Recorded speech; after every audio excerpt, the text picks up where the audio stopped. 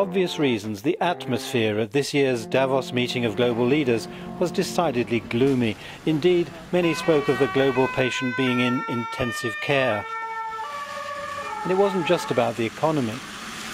There was a study this week released by an international panel saying that it will take 1,000 years for the temperature of the Earth to cool, even if we reduce greenhouse gases by 80% by 2050. And I worry that we still have too many people who believe that the only way to reduce greenhouse gases is to slow economic growth. We will never get an agreement in Copenhagen unless we have a sense that from the poorest countries to the wealthiest, there are economically beneficial ways to dramatically change the energy patterns of the world. My friends in the new administration say to a person that when the new administration gathers to discuss these options, the greenest person in the room is President Obama. He is pushing hard for a dramatic and bold move in the right direction. If other governments around the world do the same, then we can make this turn toward a low-carbon future. We're running out of time. We have overshot the target. We are already we have 386 parts per million in the atmosphere today. Greenland and West Antarctica have the potential to each raise sea level by 20 feet. The third largest mass of ice in the Himalayas is threatening the 50% of the fresh water supply for 1.4 billion people in the world. If the United States administration can come to Copenhagen in December with legislation that says we are going to make a commitment, that we are in a much better position to ask more from the developing nations. Is that absolutely into it? And for the first time, we now have a Congress that gets it. Speaker Pelosi fully understands it. Majority Leader Reid fully understands it in the Senate. And we have the votes. Those are the sweetest words in the English language in my experience. But if we don't market it right and structure it right, let me share with you the world I live in, and it is this.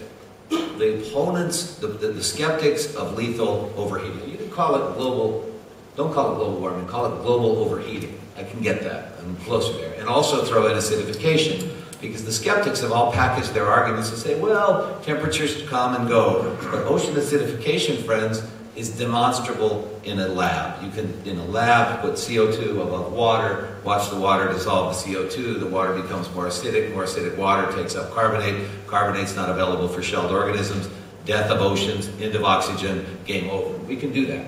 So focus always on acidification. We better not do that. But we are doing it, but we have to do it in our rhetoric. Now, here's the world we live in, and we have to prepare for it. If the argument can be made that your power bills will go up, here's my world.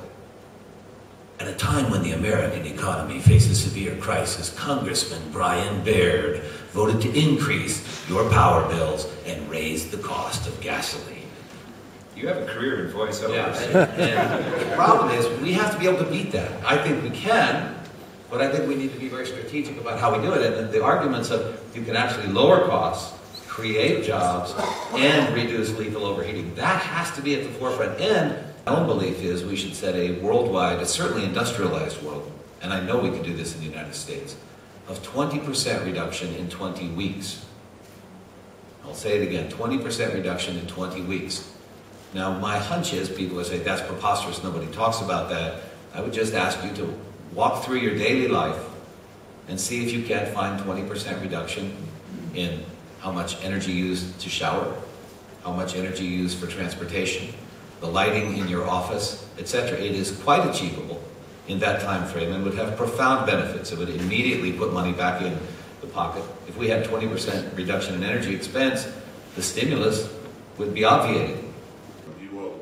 But what was the reaction of the business leaders to these ideas? And if we believe in an equitable world in this century, that would mean that we can consume, each of us, 1 ton of carbon per year, basically. What does that equate to? Well, it means that every day we have to decide if we're going to buy a t-shirt this day, eat, or alternatively eat a hot meal, or maybe drive your car 20 kilometers. That's the task. It's a monumental task, which means that it's a complete rebuild of our society that we have to do. So that there are no quick fixes. And there are so much investment that needs to be done. And almost all of that investment needs to come from business, from the private sector. And the private sector can deliver that, as I said in my earlier statement. But the private sector need to be able to create value to do that. So if they are able to do profits, which is value, there has to be a price on carbon. And the price on carbon comes from that we set a cap, that we get scarcity value. And if we have scarcity value and a cap, then there is a price. And if there is a price, we can trade. And if we trade, we can minimize the cost, because that resource allocation in the world. And that's why it's so fundamentally important.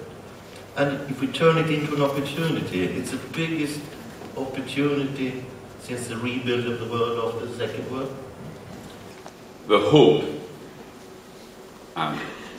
obviously I'm a biased capitalist. I strongly believe that if the framework is set with a reasonable market mechanism or even taxation mechanism, but a fair level playing field from that standpoint, the market economy will adjust. They may prefer one solution than another, but whatever the solution, if it is well defined, investment will go where it makes economic sense, and the goals will be achieved in a self-funded mechanism by the industry itself and by the participants, i.e. all of us.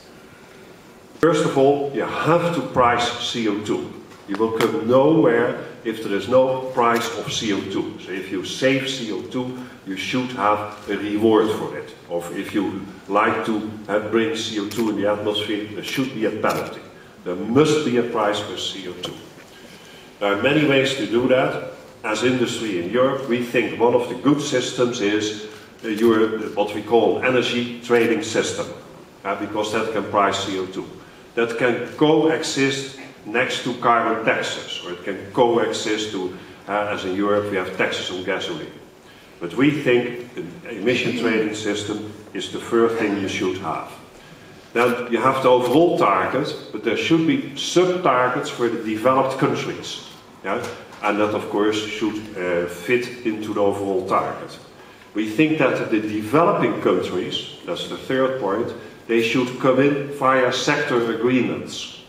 What is a sector agreement is that all the steel industry in the world has certain targets. How do you do that? And you can work them even them within the trading systems, or the base chemical industry, or refineries, or what have you. The fourth point is that we think that carbon capture and storage is an interesting technology.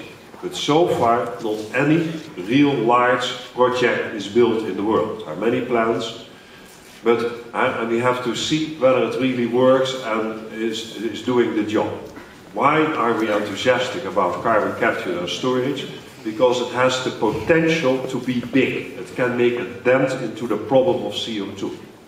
That's what we think. And you can see it potentially as a bridge to, let's say, a real renewables longer-term future as well.